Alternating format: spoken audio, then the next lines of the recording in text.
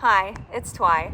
This is the third episode in a series where I share insight about healing through my own healing experience.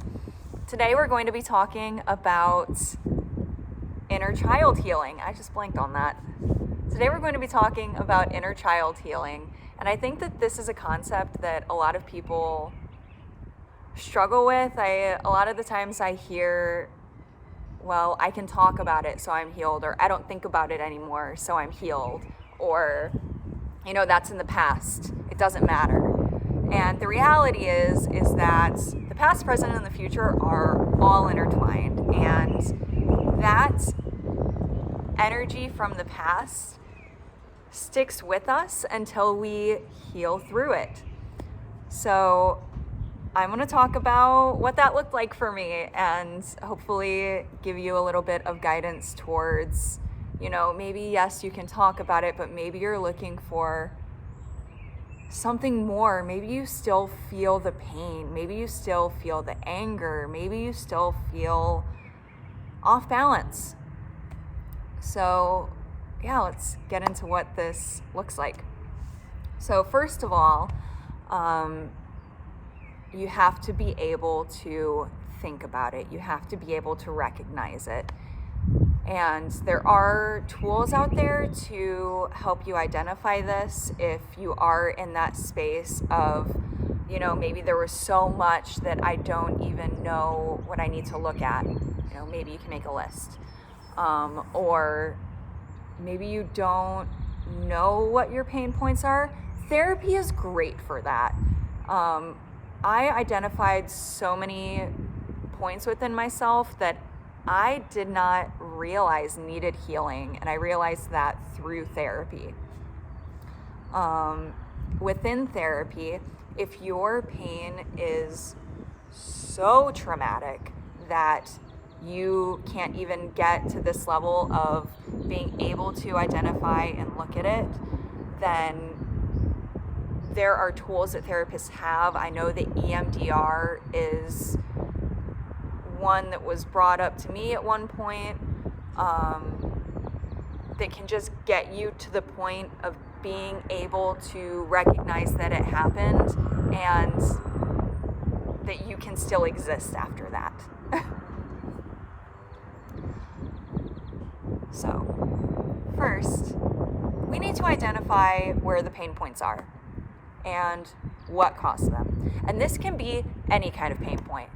A lot of times this is pain that other people have caused you. It can be guilt or shame associated with pain that you have caused other people. This can be just traumatic events. Sometimes traumatic things just happen. We witness things. Things are out of our control that just happen sometimes.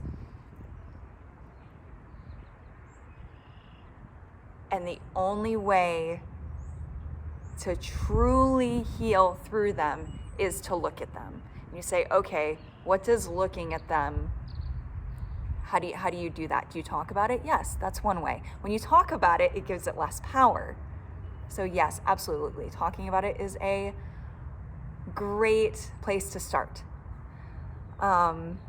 Once you are past that place of being able to talk about it and accept it, that yes, this happened. There's this practice that I like to do it was a game changer for me as far as healing. And this is what I did. I would say it's a form of a meditation, and I am going to do another video about meditation. But this is one of the practices that I like to do. And I do this, I drive a lot, and I do this a lot while I'm driving. I also do it a lot of times if I'm just laying in bed and I can't sleep. It's a good thing to just do when you have time to, because you don't need any tools. You don't, it doesn't have to be this big event, because to be able to do this is going to be a practice that you have to do over and over and over and over and over again. And really, it's just the consistency of doing it versus the ideal conditions of doing it. if that makes any sense. So this is what it is. And I don't remember where I originally heard this. I wish that I could cite it, because I feel like this is such gold that I feel like I couldn't come up with this myself. I feel like I had to have taken this from somewhere. But that's besides the point. Credit to wherever credit is due. And if it's to me, sweet, but I doubt it. But okay, so this is what I like to do. I don't close my eyes if I'm driving, but if I'm meditating, I close my eyes, and what I like to do is I imagine myself. First of all, you have to do this with every scenario in your brain that pops up when you think about a pain point, when you think about, something that is something that has hurt you. Whatever comes to your brain needs to be addressed. And if you do this practice and then you realize that it doesn't need to be addressed, wonderful. That has never happened to me. But yes, so I like to go into this having a specific experience in mind, or experiences in mind, if I have a long enough time to do this, that I kind of have a structure. I have this event, I'm ready to do this practice. So what I like to do is I like to imagine myself during that event. And that can be 6-year-old Twy, that can be 25-year-old Twy. But I imagine her, and I imagine her in her entirety. I imagine her personality, the way she looks like, and I say hi, and, how are you? And a lot of times she is not doing well. A lot of times when I do this, she is not doing well. And I do like to talk to her, and I like to give her a little pep talk. I like to tell her that things do get better. They will get better. You have to go through this right now, but it will get better. I promise. And what we're doing right now is a part of this. And this is what I'm telling you. This is what I say to her. This is what I say to me. So I imagine her. I introduce myself. We have our little introduction. And then what I like to do is I imagine the scenario. And I watch it. She and I, we stand there and we watch it together. And we just watch it replay over and over and over again. And I ask her questions. Whatever questions come to me, I ask her. A lot of times these are things of like, how are you feeling? Why do you feel this way? Do you feel like this was your fault? Do you feel like you had anything to do with this? Why do you think this is happening? Do you think that's true? Because a lot of the times our minds like to create a narrative that is not the truth. And we as people like to run with that narrative and say, if our brain tells us that, that must be truth. And that is not the case. That is not the case. The reality is that the trauma that I have experienced and the trauma that you have experienced are not who we are. It does not define who we are. Our actions that we've done do not define who we are. Our actions now define who we are.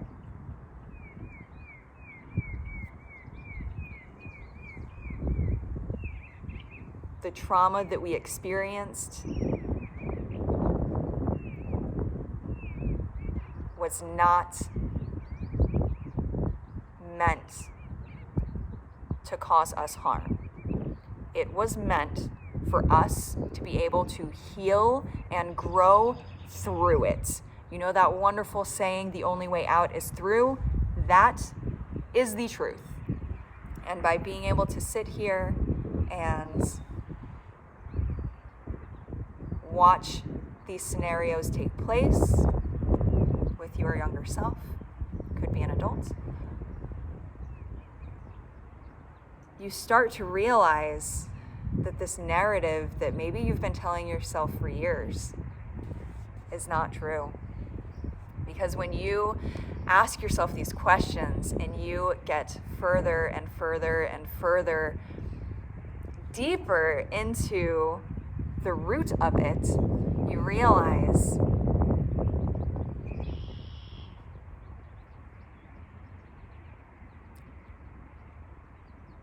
it wasn't you. It was never you. It was never your fault. And the things that other people did was caused by their own trauma that they do not know how to cope with. And your reactions to things happened because you didn't have those coping skills yet. You literally didn't know. And if this was something traumatizing that you viewed, that you were a part of, you had no control over it. And that is not your fault.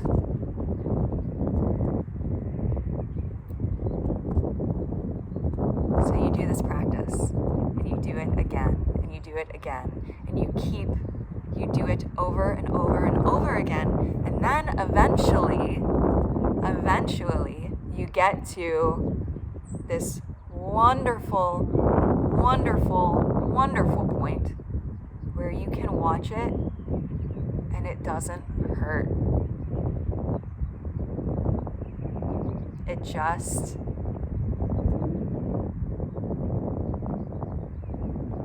is a part of you. It's just a part of the story. That's all it is. It's just a part of the story. It is not who you are.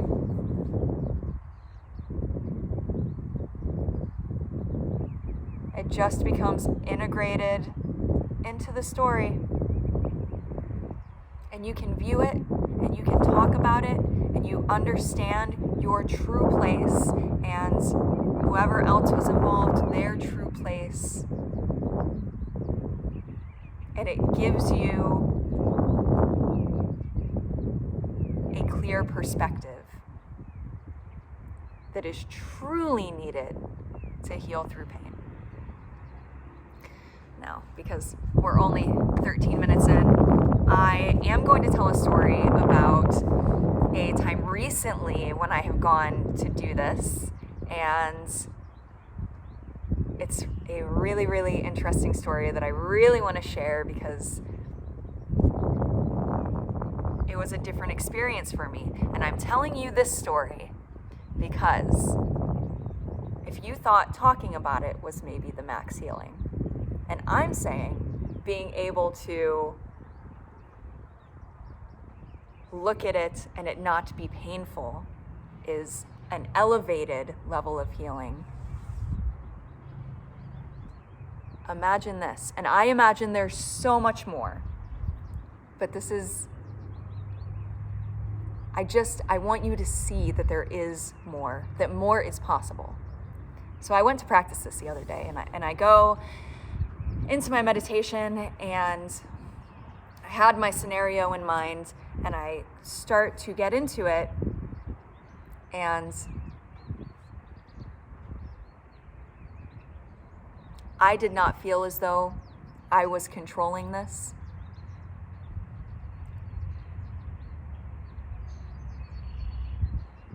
But this was a very beautiful experience for me.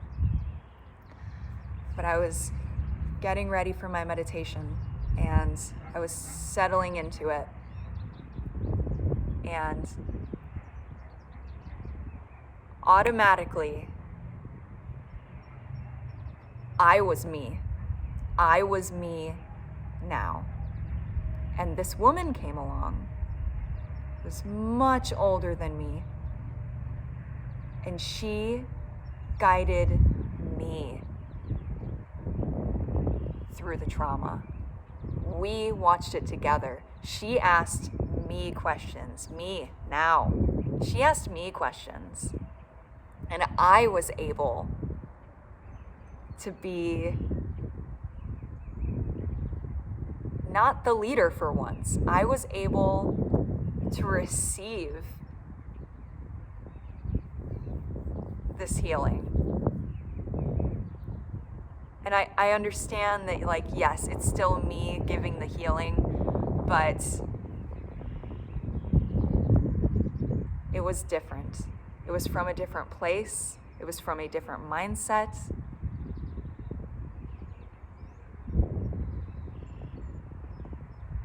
It was more. It was more fulfilling. I wasn't expecting it. And I felt the most healed after that experience. And I know that I do have so much more ahead of me, of course. But man, just looking back at how far that I've really come is unreal. It's mind-blowing. Because I was not okay. I was not okay. I'm so free now. And you can be too. Like, but for real though, like, if you commit to it, if you commit to practicing, if you are saying, I don't need that, like, whatever, and if you really feel like you don't need that, you're there, you're whatever. If you really feel like you are that strong-minded, then I feel like this is something that you should be able to do, right? I don't feel like I am flawed in that logic. Because as long as you have that isn't the case. You have to be really fearless. You do. You have to be willing to say, I'm going to look at all of the messed up things that happen to me and all of the messed up things that I've done to other people, and I'm going to stare that in the face. That's scary. That is really scary. And you have to be really courageous to be able to do that.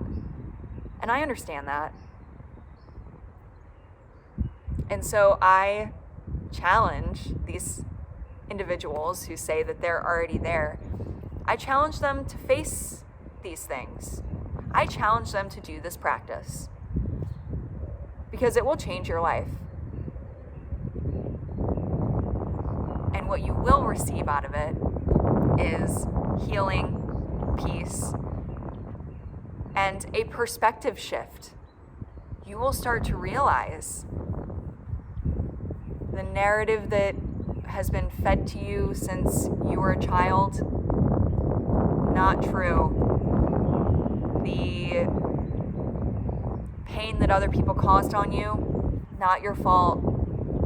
It was always about them. It was never about you.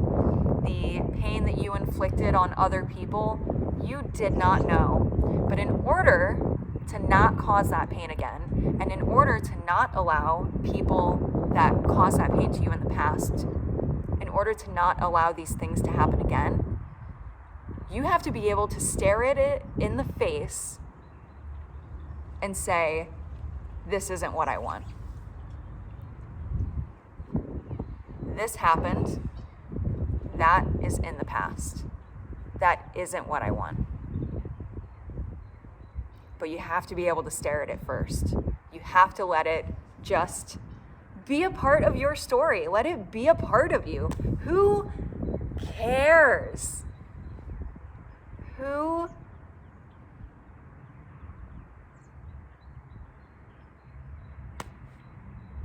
do it for you. Do it for you and not anybody else. Because that will change your entire life and your entire place in this game of healing. Okay, I feel like I got most of what I wanted to get out, but yeah, this might be something that we come back to too, but this is a crucial skill that I really, really wanted to share because, it is amazing. Yeah. Okay. Well, thank you for watching this video, and I cannot wait to make more because I have so many ideas.